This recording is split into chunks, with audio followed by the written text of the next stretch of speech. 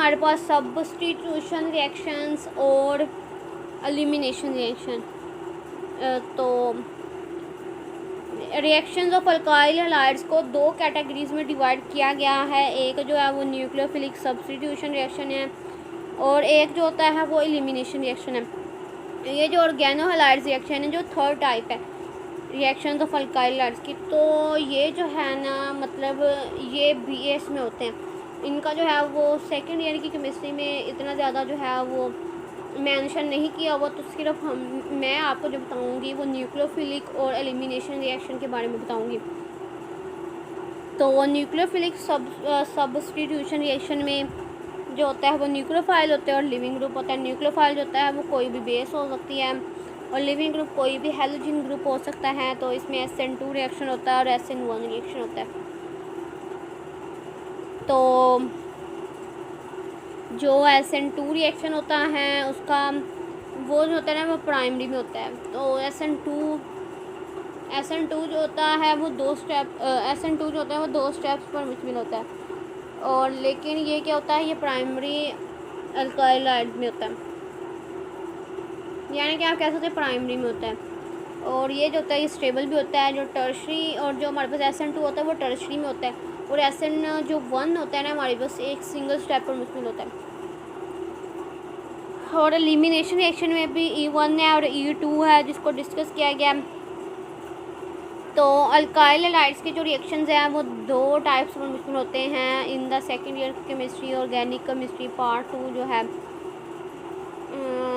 Second year की chemistry का जो पार्ट 2 है वो है हमारे पास उसके ऑर्गेनिक केमिस्ट्री के बाद। तो उसका जो चैप्टर अल्काइल हैलाइड्स उसके जो रिएक्शंस है उसके जो 2 टाइप्स हैं, एक सब्स्टिट्यूशन है और दूसरी जो है वो एलिमिनेशन है। ऑर्गेनो हैलाइड्स रिएक्शन में ग्रिग्नार्ड एजेंट्स आते हैं और रिडक्शन ऑफ अल्काइल हैलाइड, यानी कि अल्काइल हैलाइड की रिडक्शन कैसे होती है। इसका जो ज़्यादा मेंशन है ना वो BS में है, सेकेंड ईयर में इतना ज़्यादा मेंशन नहीं है। तो let's start what is nucleophile. तो न्यूक्लियोफाइल क्या होते हैं? Species with lone pair fully और स्लाइटली नेगेटिव, यानी कि ऐसी स्पीशीज़ जिनके पास लोन पेयर हैं या तो वो फुली नेगेटिव है या थोड़ी सी उसके ऊपर नेगेटिव चार्ज है। लेकिन क्या न्यूक्लियोफाइल के ऊपर नेगेटिव चार्ज होता है? Remind these thing that nucleophile contain negative charge, कि न्यूक्लियोफाइल नेगेटिव चार्ज पर मुश्तमिल होता है। Strongly attracted to a region of positive charge, जो मतलब कि न्यूक्लियोफाइल के ऊपर नेगेटिव चार्ज होता है लेकिन ये जो है पॉजिटिव चार्ज को बहुत ज़्यादा अट्रैक्ट करती है अपनी तरफ इसमें पॉजिटिव चार्ज को बहुत ज़्यादा अट्रैक्ट करना होता है। नेक्स्ट हमारे पास है weak nucleophile does not contain negative charge. जो वीक न्यूक्लियोफाइल होता है उसके ऊपर नेगेटिव चार्ज नहीं होता है, लाइक वाटर हो गया। वाटर जो होता है ना वीक न्यूक्लियोफाइल है। एग्ज़ाम्स के पॉइंट ऑफ व्यू से very important MCQs, weak nucleophile is called. तो वाटर और नीचे और MCQ दिए होते हैं तो आपने कंफ्यूज नहीं होना। तो वीक न्यूक्लियोफाइल में जो है वो वाटर आता है हमारे पास, वीक न्यूक्लियोफाइल में वाटर आता है। Strong nucleophile contain negative charge when in ionic form, iodide. जो स्ट्रॉन्ग न्यूक्लियोफाइल होता है ना वो आयोडाइड होता है और वो जो होता है SN2 रिएक्शन में मतलब कि हमें SN2 रिएक्शन देता है। और जो वीक न्यूक्लियोफाइल होता है वो हमारे पास क्या होता है, न्यूक्लियोफाइल के ऊपर नेगेटिव चार्ज होता है। दोबारा मैं आपको बता देती हूँ, फिर से रिपीट कर देती हूँ कि न्यूक्लियोफाइल पे नेगेटिव चार्ज होता है। वीक न्यूक्लियोफाइल में वाटर आता है, स्ट्रॉन्ग न्यूक्लियोफाइल में आयोडाइड आता है। वीक न्यूक्लियोफाइल वाटर SN1 में जो है वो यूज़ किया जाता है और जो हमारे पास स्ट्रॉन्ग होता है आयोडाइड वो SN2 में। ड्यू टू हेट्रोलाइसिस, अब यहाँ पे वर्ड यूज़ हुआ है हेट्रोलाइसिस। तो हेट्रो का मतलब होता है डिफरेंट, मैनी बहुत ज़्यादा, लाइसिस मतलब होता है ब्रेक डाउन। तो हेट्रोलाइसिस का मतलब होता है बहुत ज़्यादा break down of carbon halogen bond. Nucleophile form new bond with carbon atom.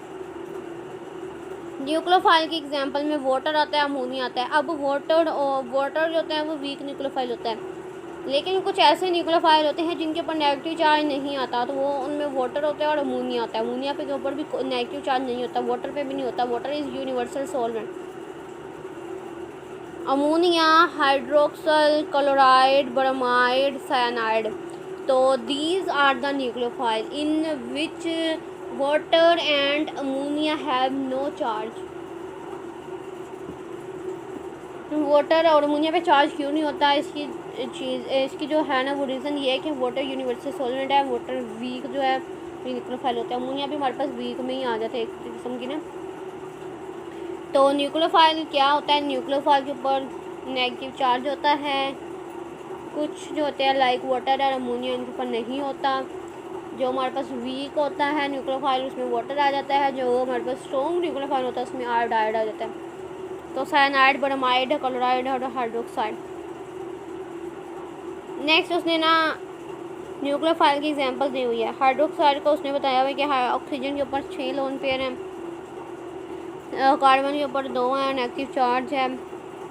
Water का उसने बताया हुआ है कि वाटर जो, अब आपको यहाँ पे मैं बताऊँ कि वाटर न्यूट्रलाइज कैसे होता है। यहाँ पे आप देखिए तो हाइड्रोजन पे भी पॉजिटिव चार्ज है और इस हाइड्रोजन पे भी पॉजिटिव चार्ज है, तो ऑक्सीजन पे नेगेटिव है।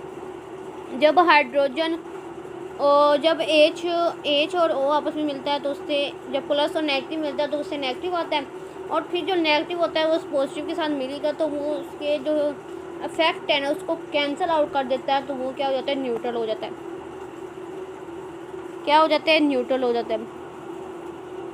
इसी तरह अमोनिया में भी सेम थिंग है कि उसके इफेक्ट को कैंसिल आउट कर देता है, इसीलिए ये क्या होते हैं, इनके ऊपर कोई नेगेटिव चार्ज नहीं होता, लेकिन ये न्यूक्लियोफाइल में आते हैं। और वाटर जो होता है वीक न्यूक्लियोफाइल है।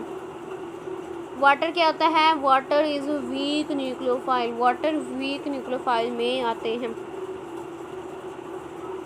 नेक्स्ट है लिविंग ग्रुप। अब लिविंग ग्रुप क्या होता है? जब हमारे पास SN2 रिएक्शन, SN1 इसका जो मैकेनिज्म हम पढ़ेंगे उसमें हम देखेंगे कि लिविंग ग्रुप जो होता है, जो SN2 होता है उसमें लिविंग ग्रुप जो होता है वो बाद में लीव करता है। नहीं, SN जो 2 होता है उसमें लिविंग ग्रुप साथ ही लीव कर जाता है, लेकिन SN1 जो होता है वो 2 स्टेप होता है उसमें लिविंग ग्रुप बाद में लीव करता है, पहले जो है वो कार्बोकेटाइन बनता है। तो इस तरह मुख्तलिफ जो है ना इसके स्टेप्स हैं, इसके जो है वो हम पढ़ेंगे इंशाल्लाह डिटेल में।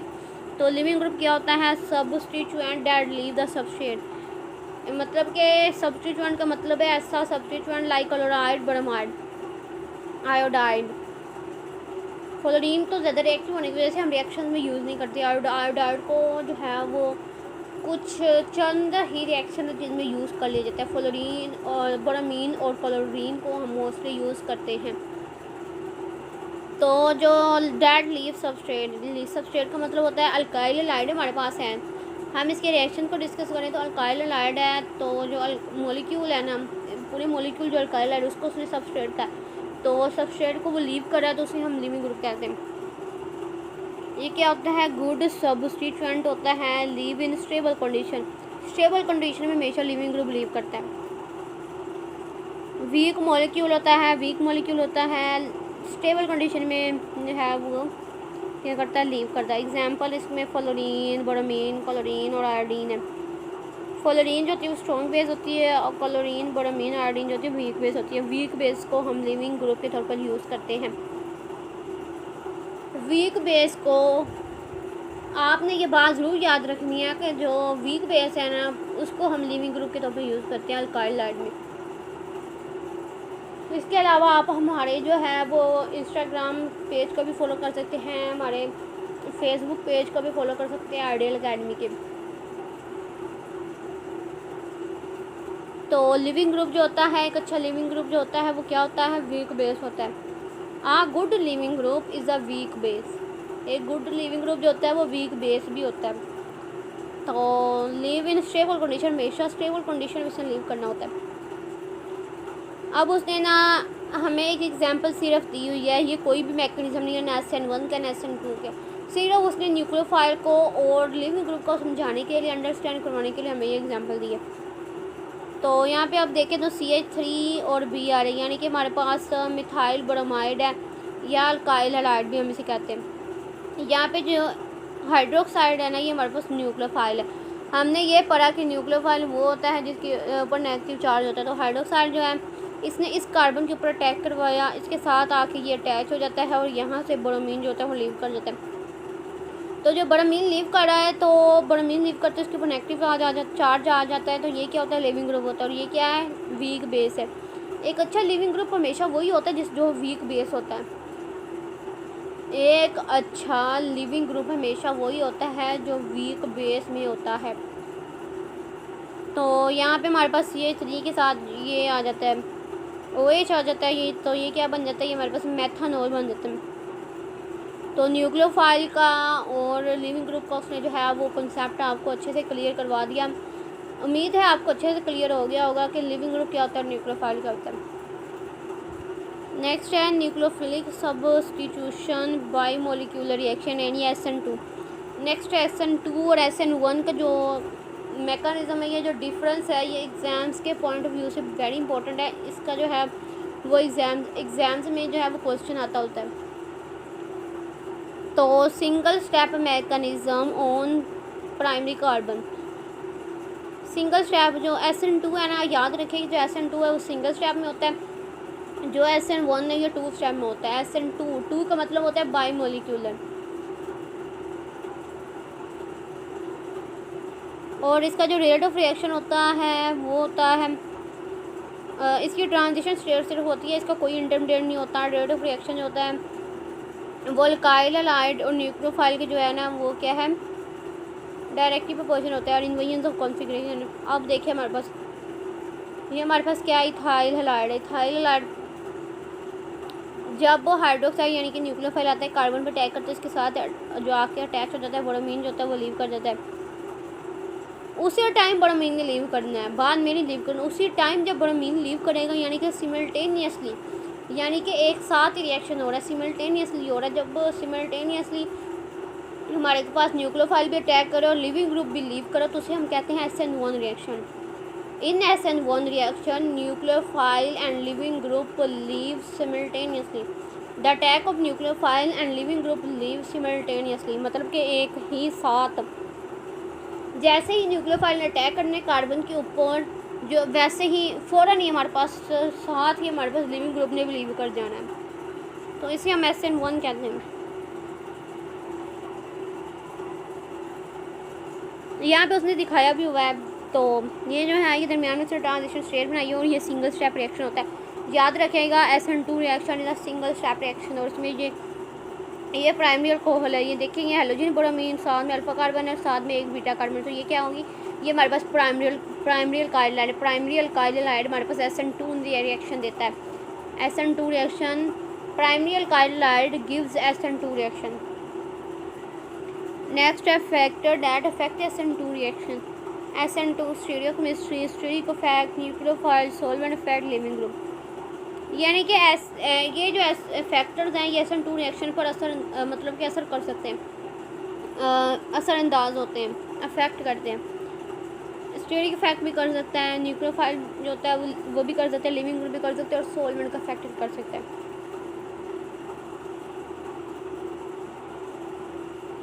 SN2 की स्टीरियोकेमिस्ट्री, तो ये जो स्टीरियोकेमिस्ट्री वाला है इसमें R और S कॉन्फ़िगरेशन होती है, सिस और ट्रांस होती है।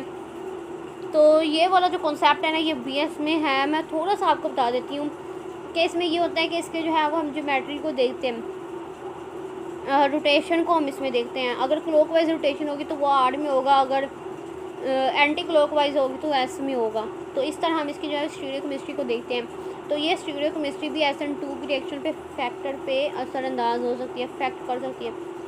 यानी कि स्टीरियोकेमिस्ट्री जो है अगर वो क्लॉकवाइज होगा तो वो R में होगा, अगर एंटी में होगा तो S में होगा। और सिस और ट्रांस कॉन्फ़िगरेशन भी इस पर जो है वो अफेक्ट कर सकती है। सिस और ट्रांस जो है वो भी इस पर अफेक्ट कर सकती है। नेक्स्ट हमने स्टीरिक इफेक्ट। स्टीरिक इफेक्ट क्या होता है, ये भी जो है फैक्टर जो है वो SN2 रिएक्शन पर जो है वो इफेक्ट कर सकता है। Reactivity order in SN2 reaction में रिएक्टिविटी ऑर्डर देखिए, सबसे पहले मिथाइल है, फिर प्राइमरी अल्काइल हैलाइड, फिर सेकेंडरी है, फिर टर्शियल अल्काइल हैलाइड। यानी कि जो मिथाइल हैलाइड है वो सबसे ज़्यादा रिएक्टिव होते हैं, फिर प्राइमरी अल्काइल हैलाइड है, फिर सेकेंडरी और फिर टर्शियल इन SN2 रिएक्शन। अब हमारे पास न्यूक्लियोफाइल जो है उसका जो फॉर एग्जांपल हमारे पास जो है ना जो न्यूक्लियोफाइल अटैक कर रहा है हो सकता है वो हमारे पास टर्शरी ब्यूटाइल ब्रोमाइड हो, मतलब कि हमारे पास उसके पास स्टेरिंग हिंड्रेंस हो, यानी उसके पास नंबर ऑफ कार्बन चेन बहुत ज़्यादा हो, तो वो जो इससे हम स्टेरिक इफेक्ट कहते हैं, इससे हमारे पास हिंड्रेंस पैदा हो जाती है, लिविंग ग्रुप जो अच्छे से लीव नहीं कर सकता। और जो न्यूक्लियोफाइल हमारे पास लॉन्ग चेन वाला होगा, लंबी कार्बन वाला होगा, तो वो जो है वो आगे सही से अटैक भी नहीं कर सकेगा उसको वो राइट साइड से, वैसे तो राइट साइड से अटैक होता है न्यूक्लियोफाइल का, हो सकता है वो लेफ़्ट से कर ले, तो फिर लिविंग ग्रुप कैसे लीव करेगा। तो ये जो स्टेरिक इफेक्ट है ये भी SN2 रिएक्शन के फैक्टर पे अफेक्ट कर सकता है। नेक्स्ट है हमारे पास सोलवेंट इफेक्ट। तो सोलवेंट इफेक्ट में दो चीज़ें होती हैं, प्रोटिक सोलवेंट होता है और एप्रोटिक सोलवेंट होता है। प्रोटिक सोलवेंट ऐसा सोलवेंट होता है जो कि हाइड्रोक्सल और अमाइन ग्रुप में होता है। ये क्या कर देता है, ये SN2 के रिएक्शन रेट को डिक्रीज़ कर देता है, कम कर देता है। Decrease the rate of SN2 reaction, या SN2 रिएक्शन के रेट को डिक्रीज़ कर देता है। एप्रोटिक सोलवेंट यानी कि हमारे पास मिथाइल साइनाइड है, ये क्या कर देता है, ये इंक्रीज़ कर देगा the rate of SN2 reaction, यानी कि जो हमारे पास एप्रोटिक सोलवेंट है यानी कि जो लॉन्ग चेन कार्बन है, लॉन्ग चेन कार्बन यानी कि हमारे पास अगर 4 कार्बन है यानी कि ब्यूटाइल ग्रुप मौजूद है, या हमारे पास प्रोपाइल है या पेंटाइल है, तो ये क्या कर देगा, इंक्रीज़ करेगा रेट ऑफ SN2 रिएक्शन। लेकिन अगर हमारे पास नंबर ऑफ कार्बन जो है वो कम है, तो ये क्या करेगा, डिक्रीज़ कर देगा the rate of SN2 reaction, SN2 reaction के रेट को डिक्रीज़ कर देगा। नेक्स्ट हमारे पास लिविंग ग्रुप है the weakest base is the best leaving group. The weakest यानी कि जो हमारे पास वीक बेसिस होती हैं वो गुड लिविंग ग्रुप आती है। तो सबसे पहले फ्लोराइड जो है ये हमारे पास क्या है, स्ट्रॉन्ग बेस है, तो ये गुड लिविंग ग्रुप नहीं है। हाइड्रोक्साइड और अमाइड भी जो होती हैं ये स्ट्रॉन्ग बेस में आती हैं, ये भी गुड लिविंग ग्रुप नहीं,